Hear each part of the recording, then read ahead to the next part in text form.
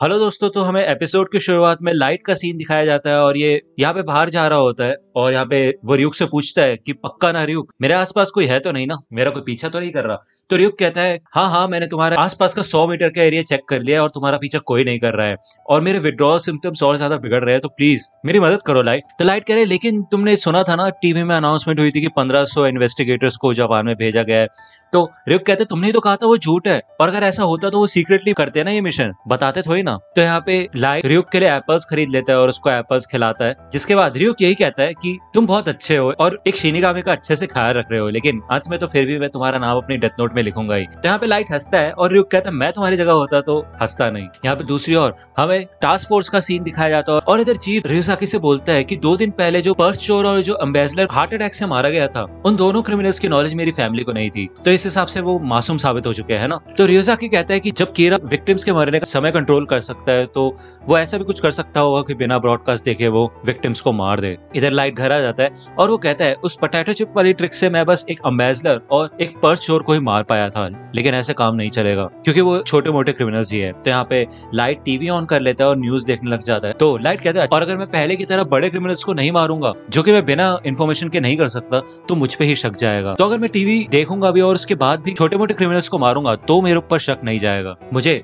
बस सारे क्रिमिनल्स का नाम और चेहरा याद रखना है, उसके बाद जब भी मैं बाहर जाऊंगा तो मैं उन्हें अलग अलग टाइम पे मार सकता हूँ उस डेथ नोट के पेज से जो कि मैंने अपने वॉलेट में रखा था। यही एक तरीका है सर्वेलेंस कैमरा से निपटने का। तो यार ryusaki कहता है कि पिछले कुछ दिनों से मैंने सारी वीडियो फुटेजेस देख ली है और उससे हमें कोई भी सबूत नहीं मिला है और मैं वायर टैप्स और कैमरास निकाल दूंगा। तो यहाँ पे चीफ चैन की सांस लेता है और वो कहता है कोई बात नहीं, हम फिर भी इन्वेस्टिगेशन चालू रखेंगे। तो ryusaki कहता है गलत मत लो, मैंने कहा है कि मैं फुटेज से कुछ पता नहीं लगा पाया, और वैसे भी कीरा अगर उनमें से एक है तो वो ऐसा दिखाएगा थोड़ी ना कि वो कीरा है, वो तो हमेशा से ही बिना दिखाए ही लोगों को मारते आ रहा होगा, है ना। तो यहाँ पे ryusaki मन में सोचता है कि जब मैंने सर्वेलेंस कैमरा भी लगा दिए थे तब भी कीरा ने क्रिमिनल्स को मारा है, मुझे नहीं पता कि वो क्रिमिनल्स को मार कैसे रहा है। ऐसा हो सकता है कि शायद वो बस मन में सोचता हो और वो क्रिमिनल मर जाता हो। अगर कोई भी नॉर्मल इंसान है और ऐसा करता है तो उसके चेहरे पे कुछ ना कुछ तो चेंज आता ही, एक मर्डर करते हुए। ये सब देख के तो यही लगता है कि कीरा इनमें से कोई भी नहीं है, लेकिन अगर उनमें से कोई एक कीरा है तो उसकी साइकोलॉजिकल स्टेट इतनी कमाल की पहुंच चुकी है कि वो भगवान की तरह बन चुका है कि वो बुरे लोगों को सजा भी दे रहा है और उसके चेहरे पे कोई हाव भाव भी नहीं आ रहे। ये सब देख के तो मैं ये सोचना चाहता हूँ कि कीरा होता ही नहीं है, और मैं ये सोच सकता हूँ कि ये सब भगवान ही कर रहे हैं, लेकिन सच में भगवान को एक चेहरे और नाम की जरूरत पड़ती है मारने के लिए, ये तो सुनने में ही बेकार लग रहा है। तो हम मान लेते हैं कि ये कोई भगवान नहीं कर रहा बल्कि एक बचकाना इंसान है जो कि सोचता है कि वो भगवान है। तो इसका मतलब कीरा असलियत में है और मैं उसे पकड़ूंगा। मुझे नहीं लगता कि कीरा खुद सामने आएगा। अगर मुझे जानना है कि वो कैसे मारता है तो उसका आखिरी रास्ता यही है कि कीरा खुद आके मुझे बताए, और ऐसा तो शायद हो नहीं सकता। इधर ryuk लाइट के कमरे में चेक करता है और उसे दिखाई देता है कि यहाँ पे एक भी कैमरा नहीं है। ryuk लाइट से बात करने की कोशिश करता है लेकिन लाइट यहाँ पे इशारे से बोलता है कि अभी भी वायर टैप्स हो सकते हैं, उसके बारे में हमें नहीं पता। तो यहाँ पे लाइट ryuk को एक एप्पल दे देता है और वो मन में सोचता है इसका मतलब ये है कि मेरे ऊपर से शायद शक हट चुका है, अब बस मुझे एल से छुटकारा पाना है और फिर मुझे इस दुनिया के भगवान बनने से कोई नहीं रोक सकता। यहाँ पे हमें नेक्स्ट डे का सीन दिखाया जाता है और इधर लाइट का एग्जाम होता है, वो एग्जाम के लिए जा रहा होता है। वो कहता है चलो अच्छा है, मेरे टेस्ट से पहले एक टेंशन तो खत्म हुई। इधर जब वो एग्जाम लिखना शुरू करता है तो वहाँ का जो इन्विजिलेटर होता है वो पीछे एक लड़के को डांटता है। वो कहता है ठीक से बैठो, तुम क्या कर रहे हो। और यहाँ हमें दिखाया जाता है कि पीछे इधर ryusaki बैठा होता है और वो यहाँ पे लाइट को देखता है। इधर लाइट भी उसको पीछे मुड़ के देखता है और उसके बाद हमें यहाँ पे दूसरी ओर शिनिगामी रियल्म का सीन दिखाया जाता है। इधर बस यहाँ पे ये शिनिगामी टाइम पास कर रहे होते हैं और बात करते हैं कि कैसे ryuk को एक इंसान ने अपना पालतू बना के रख लिया है और शायद ryuk कभी तो नहीं आने वाला। तो उनमें से एक शिनिगामी कहता है कि चलो मैं देखता हूँ इंसानी दुनिया में कि क्या चल रहा है। यहाँ पे दूसरी ओर हमें दिखाया जाता है कि लाइट फाइनली कॉलेज में आ चुका होता है और ryuk को यहाँ पे कुछ ज्यादा खुशी हो रही होती है। टोहो यूनिवर्सिटी, यहाँ पे वो एंट्रेंस सेरेमनी में आया होता है। यहाँ पे फ्रेशमैन स्पीच होने वाली होती है और यहाँ पे इधर डायरेक्टर फ्रेशमैन रिप्रेजेंटेटिव को बुलाता है जो कि होता है लाइट यागामी, और यहाँ पे लाइट यागामी स्टेज पे जाता है। साथ ही साथ एक और रिप्रेजेंटेटिव होता है हिडेकी ryuga। तो ये सारे बच्चे सोचते क्या हिडेकी ryuga वो पॉप आइडल। तो यहाँ पे दूसरा लड़का कहता है नहीं ऐसा हो ही नहीं सकता, उसमें इतना दिमाग नहीं है कि वो टोहो यूनिवर्सिटी में आए। तो यहाँ पे हमें दिखाया जाता है कि हिडेकी ryuga और कोई नहीं बल्कि ryusaki यानी कि एल ही होता है। यहाँ पे लाइट मन में सोचता है कि मुझे पता है कि मेरे साथ एक और लड़का स्पीच देगा, लेकिन ये तो वही है जो कि एग्जाम वाले दिन पे अजीब सी तरीके से बैठा था और इसको डांट भी पड़ी थी। इधर यहाँ पे लाइट अपनी स्पीच देता है और बच्चे कंपेयर कर रहे होते हैं कि कैसे इन दोनों ने 100% 100% स्कोर किया है और इसी वजह से इन दोनों को स्पीच देने के लिए बुलाया गया है। इधर लाइट की स्पीच खत्म होती है, उसके बाद यहाँ पे एल अपनी स्पीच पढ़ना शुरू करता है। यहाँ पे बच्चे कहते हैं ये तो दोनों ही काफी अलग है। यहाँ पे लाइट को देख के वो कहते हैं ऐसा लगता है कि ये कमाल का जीनियस है और सक्सेस के लिए ही पैदा हुआ है। यहाँ पे दूसरी ओर वो एल को कहते हैं कि इसी तरीके के लोगों को कहते हैं मैड जीनियस। और यहाँ पे एल काफी अजीब तरीके से स्पीच पढ़ रहा होता है और उसने अजीब तरीके से ही वो पेपर पकड़ रखा होता है और बच्चे ये कहते हैं शायद ये तो पढ़ाई को भी सीरियसली नहीं लेता होगा। तो यहाँ पे हमें दिखाया जाता है कि हिडेकी रियोगा के उस पेपर में कुछ भी नहीं लिखा होता और असलियत में वो बस एक्टिंग कर रहा है कि वो बेवकूफ है, लेकिन असलियत में नहीं है, वो खुद ही स्पीच पढ़ रहा था। यहाँ पे ये सेरेमनी एंड हो जाती है और ये दोनों स्टेज से नीचे उतरते हैं तो एल लाइट से बोलता है कि यागामी तुम सोइचिरो यागामी के बेटे हो, है ना, जो कि डिटेक्टिव सुपरिटेंडेंट है एनपीए के। तो यहाँ पे ये दोनों साथ ही बैठते हैं और एल कहता है कि तुम भी एक एमपीए ऑफिसर बनना चाहते हो क्योंकि तुमने पहले भी पुलिस की मदद की है कुछ केसेस सॉल्व करने में, है ना, और अब तुम कीरा केस में भी काफी अच्छा खासा इंटरेस्ट दिखा रहे हो। मुझे तुम पे पूरा भरोसा है और मैं तुम्हें एक सीक्रेट बताना चाहता हूँ कीरा इन्वेस्टिगेशन के केस से जुड़ी हुई। तो लाइट सोचते है क्या मेरे को इसको इग्नोर करना चाहिए, और ये बोल कर रहा है लेकिन अगर कोई कीरा से रिलेटेड इन्फॉर्मेशन है तो मुझे जानना जरूरी है, किसको क्या पता है।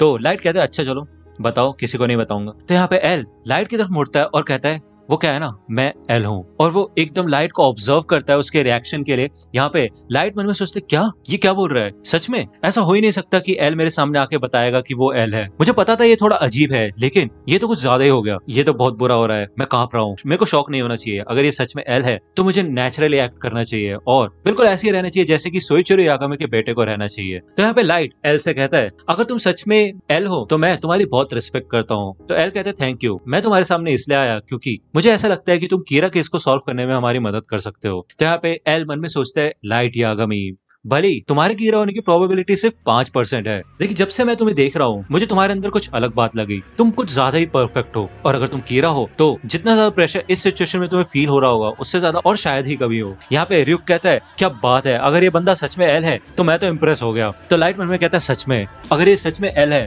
और अगर नहीं भी है तो भी मैं इसका कुछ नहीं बिगाड़ सकता। अगर जो ये बोल रहा है वो सच है तो इसने अपना फेस पहले से मेरे पिता को दिखा दिया होगा, और अगर ये मुझसे मिलते ही साथ मारा गया तो सारा शक मुझ पे ही जाएगा। और ये तो इसके नाम से पता चल रहा है कि ये नकली नाम यूज कर रहा है हिडेकी रियोगा, और अगर इसका नाम सच में हिडेकी रियोगा नहीं हुआ और मैंने इसको डेथ नोट से मारने की कोशिश की तो गलती से कहीं मैं अगर उस पॉप आइडल का फेस अपने दिमाग में इमेजिन कर लूंगा तो वो मारा जाएगा और एल नहीं मरेगा और वो ये पता लगा लेगा कि मैं कीरा हूँ। क्या ये सच में एल है? क्या उसको मेरे ऊपर शक है कि मैं कीरा हूँ? मुझे नहीं पता कि इसको क्या पता है, लेकिन मुझे ये पता है कि ये मुझ पर शक करता है। और वैसे भी मतलब क्या बनता है सोइचिरो यागामी के बेटे को बताने का कि वो एल है? इसका मतलब ये है कि अभी भी वो उन लोगों पे फोकस कर रहा है जिनको रेप एनवर इन्वेस्टिगेट कर रहा था, लेकिन ये मेरे सामने डायरेक्टली क्यों आया? तो यहाँ पे लाइट ज्यादा सोचता नहीं और कहता है अभी के लिए मेरे को शांत हो जाना चाहिए क्योंकि मुझे पता है वो मेरे एक्सप्रेशंस को देख रहा है। यहाँ पे ये लोग बाहर आ जाते हैं और एल कहता है कि लाइट तुमसे मिलकर अच्छा लगा, हम फिर मिलेंगे। यहाँ पे लाइट शांति से घर जाता है और अपने रूम में जाके दरवाजा लॉक कर लेता है, टेबल पे आता है, बैठता है और चिल्लाता है कि उसने मुझे पहचान लिया। तो रियुक कहते क्या क्या बोल रहे हो? तो लाइट कहते एल मुझे आज से पहले इतनी ज्यादा शर्मिंदगी कभी महसूस नहीं हुई। तो रियुक कहता है तुम अभी भी आइडियल क्यों नहीं कर लेते, उससे तुम्हें उसका नाम पता चल जाएगा और तुम उसे मार सकते हो। तो लाइट चिल्ला के बोलते है अगर ये कोई जाल हुआ तब क्या करूंगा मैं, और अगर वो सच में एल नहीं हुआ तो उसको मार के मैं यही साबित कर दूंगा कि मैं ही कीरा हूँ, मुझे उसे मारना है फिर चाहे कुछ भी हो जाए। लेकिन अगर मैं उसे मार दूंगा तो सारा शक मेरे ऊपर ही जाएगा। डेथ नोट की ये खराबी है कि मैं किसी और को कंट्रोल करके एल को नहीं मरवा सकता और डेथ नोट एकदम बेकार है। तो रियुक कहता है वैसे लाइट काफी शांत रहता है लेकिन इस सिचुएशन के बाद वो बहुत ज्यादा परेशान हो चुका है। लाइट कहता है कि मेरे को लग रहा था एक बार मुझे उसका नाम पता चल जाए तो मैं उसको एक सुसाइड या फिर एक्सीडेंट से मरवा दूंगा, लेकिन ये सब करने का भी फायदा नहीं जब तक मेरे को 100% यकीन नहीं हो जाए कि वो एल है। और अगर मेरे को पता भी होता कि वो एल है तब भी बहुत देर हो चुकी है, फिर चाहे मैं किसी भी तरह एल को मारूं सारा का सारा शक मेरे पे जाएगा और पुलिस तो मेरे ऊपर ही शक करेगी। मैंने उसको हल्के में ले लिया। मैंने आज तक कभी नहीं सोचा था कि एल मेरे सामने आके मुझे बताएगा कि वो एल है। मेरे ख्याल से वो सारे लोगों को यही बोल रहा होगा कि वो एल है, और हो सकता है कि वो खुद एल हो भी ना, उसकी जगह कोई और ही हो। ये कमाल का डिफेंस भी है और अटैक भी है कीरा पे, इसलिए मैं हार गया। काफी कमाल का मूव था। रियोगा ऐसे ही एक्ट करेगा कि जैसे कि वो बेवकूफ है और मुझसे इन्फॉर्मेशन निकलवाने की कोशिश करेगा। तो यहाँ पे लाइट हंसता है और कहता है सही है, कोई बात नहीं, चिंता करने वाली कोई बात ही नहीं है। इससे ये साबित होता है कि अभी तक उनको मेरे बारे में कोई सबूत नहीं मिला है। ये तो बस एल और मेरे बीच में एक कॉन्टेस्ट है, एक गेम की तरह। कैंपस में हम बस दोस्त की तरह रहेंगे और असलियत में हम एक दूसरे को इन्वेस्टिगेट कर रहे होंगे। ठीक है रियुगा, अगर तुम्हें मेरी दोस्ती चाहिए तो मैं कबूल करता हूँ, मैं तुम्हारा भरोसा जीतूंगा और एक बार मुझे तुमसे सारी इन्फॉर्मेशन मिल जाए उसके बाद मैं तुम्हें मार दूंगा, अगर मुझे खुद के हाथों से मारना पड़े तो भी। तो दोस्तों आज की वीडियो के लिए सिर्फ इतना ही। आई होप कि आपको ये वीडियो पसंद आई होगी। अगर आपको ये वीडियो पसंद आई हो तो प्लीज लाइक कीजिए, अपने दोस्तों के साथ शेयर कीजिए और मेरे चैनल को सब्सक्राइब करना मत भूलेगा। और अगर आप मुझे कांटेक्ट करना चाहते हैं तो आप मुझे इंस्टाग्राम पे कांटेक्ट कर सकते हैं। मेरे पेज की लिंक आपको डिस्क्रिप्शन में मिल जाएगी। मिलता हूं आपसे अगले वीडियो में, तब तक के लिए गुड बाय।